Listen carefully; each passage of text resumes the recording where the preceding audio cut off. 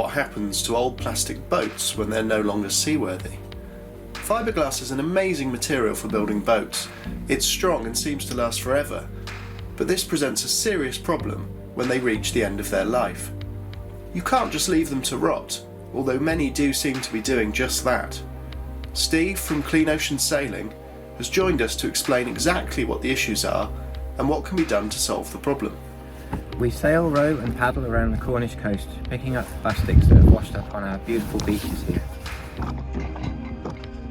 And we pick up literally every last piece that we can find, whether it be big or tiny little microplastics, before they end up back in the marine environment and they end up ingested by fish and they end up in us. But some of the more difficult, challenging things to deal with are wrecked or abandoned boats.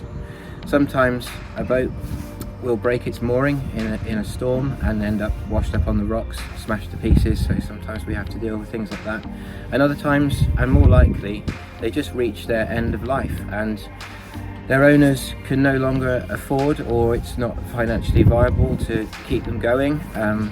Boatyard fees and marina fees are ever increasing, and in this country we don't have a free scrapyard like you do with a vehicle. You can get rid of a car at a scrapyard and you actually get a little bit of money for it, whereas glass reinforced plastic boats, fiberglass boats, you actually have to pay £500 a tonne to dispose of. So this is a good example, the hurly-burly that we've just recently recovered from the Halcyon estuary. It's been sitting there for at least 20 years, gradually degrading. The keels had worn through where it's been grinding on the tides on the beach, so the tide has been filling it and emptying it, so it was full of mud as well, and it's just so difficult to deal with. So we crowdfund for a little bit of money to help us with the disposal fee at the scrapyard, and we work really hard with an amazing team of volunteers to recover these boats before they break up into millions of microplastics.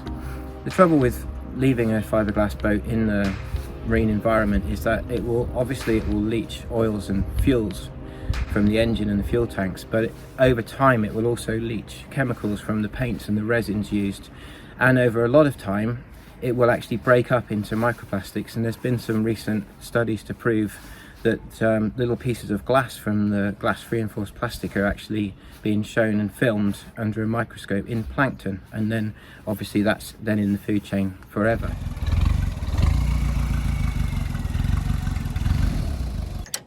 So it's really important that we get these wrecks out of the river, and it's equally important that we start a conversation with boat manufacturers, with port authorities, councils, landowners.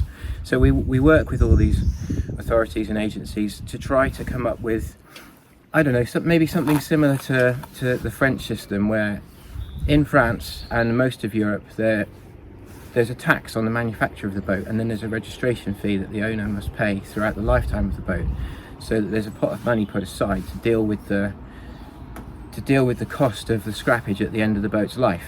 In the UK we don't have this, which is why we end up seeing so many wrecked and abandoned boats just left up a little creek somewhere, left to die.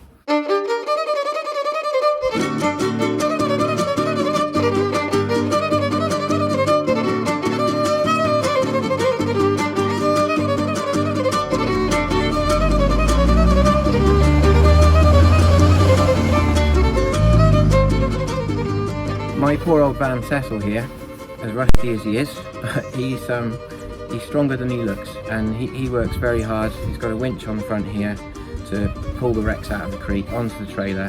Then we clean them of the mud and everything, and we leave that actually on site because there might be microbes and worms and things that live in the mud.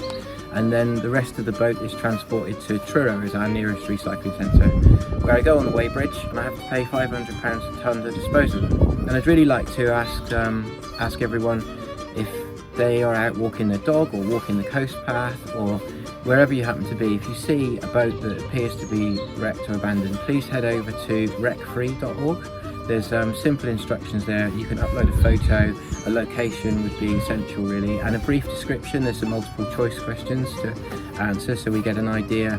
In the first instance, it's to literally survey for the quantity of GRP that there is out there in the marine environment that needs dealing with.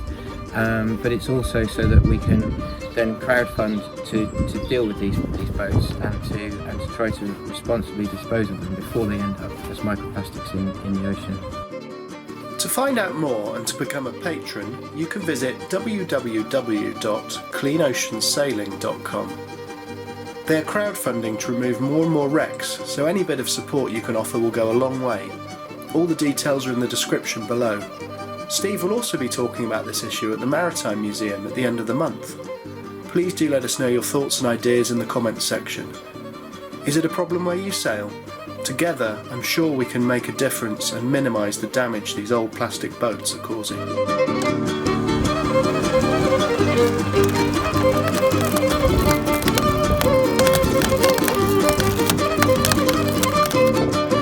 Proper stuff.